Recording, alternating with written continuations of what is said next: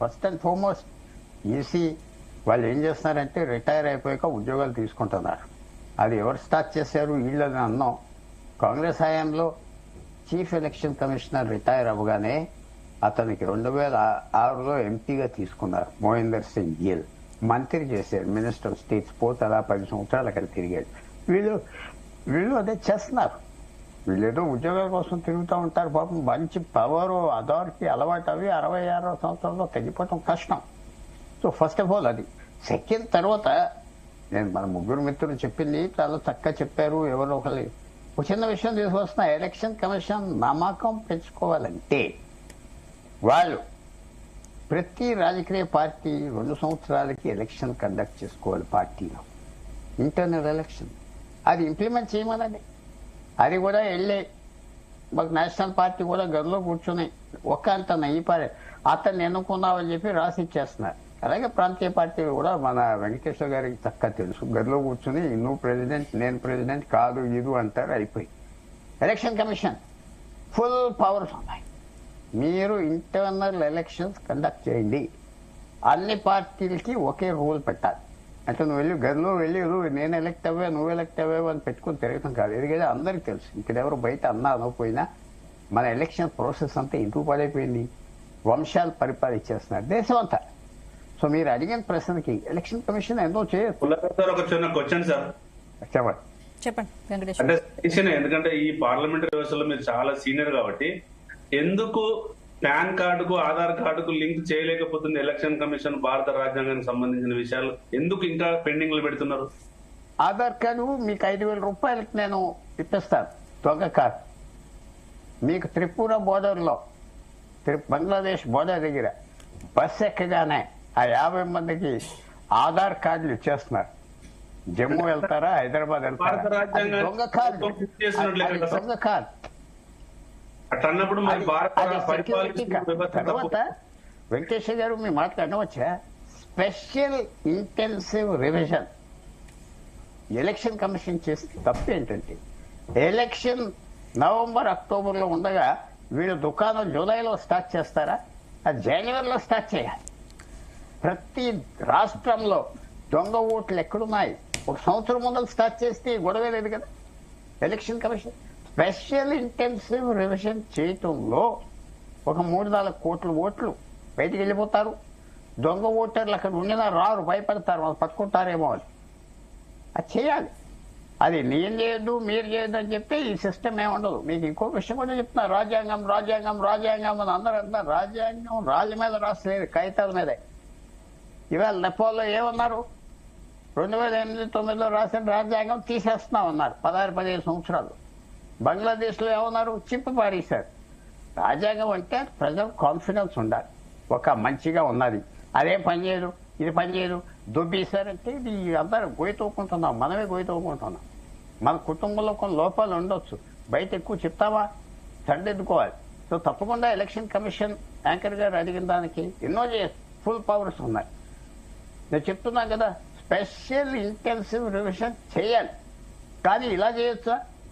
మీకు election November అక్టోబర్కి మూసేస్తారా? మరి జూలైలో స్టార్ట్ చేస్తే అది అనుమానం వస్తుంది కదా. అనుమానం వచ్చేటట్టుగా ఒక మంచి పని చేశారు. ఇప్పుడు ఆ మంచి పనికి చెడ్డ పేరు తీసుకొచ్చారు. ఎలా చేయకపోతే ఎలాగా? ఎంతమంది ఓటర్లు ఉన్నారు అస్సాంలో, బంగ్లాదేశ్లో, హైదరాబాద్లో? మీకు తెలుసా? ఎవరికి తెలుసు? ఎవడో దాక్కుంటారు. అందరూ మళ్ళాగానే ఉంటారు. పాకిస్తాన్ నుంచి వచ్చినోడు, ఆఫ్ఘనిస్తాన్ నుంచి, బర్మా నుంచి వచ్చినోడు కూడా అంతా ఒకలాగానే ఉంటారు. ఒకలాగే డిఎన్ఏ కూడా ఒకటే. అన్నీ ఏదో భాష మతం అంటున్నారు. సో ఎవరికి కనపడవు. సో తప్పకుండా చేయాలి. ఎలక్షన్ కమిషన్ చేసిన తప్పు ఏంటంటే అది జూలైలో స్టార్ట్ చేయటం. ఎంత తప్పు చేసి దేశానికి నిజంగా చెప్పాలంటే వాళ్ళు చేసిన లోపం ఎంత అంతా కాదు. అవకాశం ఇచ్చారు, ఎవరు ఎక్స్ప్లోర్ చేస్తారు. సో అందువల్ల ఎలక్షన్ కమిషన్ చేసే పని తప్పు కాదు. కానీ ఆలస్యంగా అభయం చేసే అనుమానాలు తీసుకొచ్చారు. అది ఎలా దిద్దుకుంటారో మన చేతిలో లేదు. ఎలక్షన్ కమిషన్ కూడా వాళ్ళు తప్పు చేస్తున్నారా లేదా అంటే ఎంత ఎవరిని అపాయింట్ చేస్తారు? చాలా మంది అంటారు చాలా మంచోళ్ళు అపాయింట్ చేయాలండి. మంచోళ్ళు ఎక్కడి నుంచి వస్తారు? ఎక్కడి నుంచి? మాకు మంచి ఎమ్మెల్యే కావాలంటాడు. ఎక్కడి నుంచి వస్తాడు? మంచి ఎంపీ కావాలంటాం. ఎవడు ఎక్కడ వాళ్ళలోనే మనం ఎన్నుకోవాలి. వాళ్ళలో. సో సిస్టమ్ పర్ఫెక్ట్ కాదు, కానీ సిస్టమ్. తర్వాత నేను ఈ మాట అంతా కొంచెం సాకాస్టిక్గా, హైడ్రోజన్ బాంబు అయిపోయింది, యాటమ్ బాంబు అయిపోయింది, సూసైడ్ బాంబు అవ్వకూడదు అంటున్నా. తగ్గు, ఇంకా ఆగిపో. నీ కాంగ్రెస్ పార్టీలో ఉన్న నాయకులు మిగతా పార్టీలో లేరు. అంతా గ్రేట్ లీడర్స్ ఉన్నారు, నేను చెప్తున్నా. వాళ్ళు ఎక్కడ కనపడట్లేదు. అందువల్ల మంచిగా ఇష్యూ రేస్ చేశాడు రాహుల్ గాంధీ. చేసే పని మంచి పని చేస్తున్నాడు. నాకు ఆయన చేసే పనులు కొన్ని ఇష్టం లేకపోయినా ఎవరు మాట్లాడతారు? మేము వెళ్ళి కేసీఆర్ని ఏమన్నా అనగలమా? ఏమన్నా తిట్టగలవా? అందువల్ల అపోజిషన్ ఉండాలి, మాట్లాడేవాళ్ళు కావాలి. కొన్ని అబద్ధాలు ఆడుతున్నాడా నిజమాడుతున్నాడా వేరు కావాలి. లేకపోతే గవర్నమెంట్లో ఉన్న శక్తి ఏ గవర్నమెంట్ అయినా మనం ఎదుర్కోలేం కదా. అంత స్ట్రాంగ్ ప్రధానమంత్రి మంచోడే, నేనేం చెడ్డోడు అంటలేదు, కానీ ఎదుర్కోగలవా మా ఇష్టారాజు అంటే? అందువల్ల అపోజిషన్ ఉండాలి, మాట వినాలి. కానీ ఎలక్షన్ కమిషన్ చేయవలసిన పనులు ఎన్నో ఉన్నాయి. ఇది పొరపాటుగా స్టార్ట్ చేసాం, లేటుగా స్టార్ట్ చేసి ఇంత చెడ్డ పేరు ఒక పెద్ద విషయానికి తీసుకొచ్చారు. ఇప్పుడు ఎక్కడ చేసినా దీని మీద అల్లరి జరుగుతుంది. సో ఇది ఎలాగైనా భారతదేశం మిగతా దేశాల లాంటి దేశం కాదు కాబట్టి చదువుకుంటారు. లేకపోతే నేపాల్లో ఆ కాగితాలు పడేశారు, రాజ్యాంగాన్ని చూపిస్తారు. ఏంటి ఇది అంటున్నాడు, ఆడేవాడు రాసేది ఈడేవాడు రాసేది అంటున్నారు. అంతా వింటున్నారు కదా మీరు. అలా రాకూడదు భారతదేశం. రైట్. ఇక జితేందర్ గారు, ఇప్పుడు కర్ణాటకలో ఓట్ల చోరీ జరిగిందని రాహుల్ ఆరోపిస్తున్నారు కదా. మరి కర్ణాటకలో కాంగ్రెస్ గెలిచింది కదా, ఓట్ల చోరీ జరిగితే కాంగ్రెస్ ఎలా గెలుస్తుందనే ఆరోపణలు ఉన్నాయి. ఏం చెప్తారు? అంటే ఇది ఎంపీ ఎలక్షన్ లో జరిగినటువంటి ఎలక్షన్స్ లో చూస్తే ఆ విధంగా జరిగిందన్నట్టుగా ఆయన ఆరోపణ. ఒకటి, ఎలక్షన్స్ జరిగిన తర్వాత అక్కడ జరిగినటువంటివి ఎలక్షన్లలో ఇప్పుడు ఈ ఈసీ దాంట్లో ఓటర్ల దాంట్లో ఎక్కడెక్కడ లోపాలు జరుగుతున్నాయి అనేది చెప్పడం తప్పంటే ఎలాంటిదా? దీని ప్రకారంగా చెప్తే ఇప్పుడు బతుకున్న వాళ్ళు చనిపోయినట్టు ఉంటది. ఒక అన్ని రాష్ట్రాలలో ఉన్నటువంటి ఒక 4-5 రాష్ట్రాలలో ఉన్నటువంటి ఓటరు ఒక కర్ణాటకలో ఉంటాడు. ఒక ఇంట్లో ఉన్నటువంటి 5-10 ఓట్లు 12 ఓట్లు దాటితే ఇంకో బై 1 వేసి ఇవ్వాల్సినటువంటి ఓటరు విధానాన్ని చూసుకోకుండా మరి ఈ విధంగా చేసుకుంటూ పోతే ఎట్లయితుందండి? ఇదన్నీ ఏం ప్రశ్నించొద్దు, ఏం అడగొద్దు, ఏం జరగొద్దు. ఇప్పుడు ఎలక్షన్స్ అనేటివి ఓటు అండి, ఒక్క ఓటుతో విన్ అవుతారండి. చాలా ఇంపార్టెంట్ కదా వ్యవస్థ అనేది. ప్రపంచ దేశాలలో ఒక గొప్ప దేశం అనేది.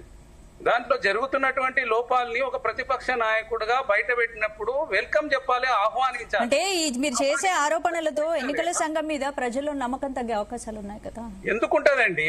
ఇప్పుడు అక్కడ ఇప్పుడు ప్రజలు ఎప్పుడు బయటకి వెళ్తారండి? అక్కడ ఏదైనా లోపాలు జరిగి వాళ్ళ ఓట్లు లేనప్పుడే బయటకు వెళ్తారు కదా. సరిచేస్తే ఎందుకు వెళ్తారు?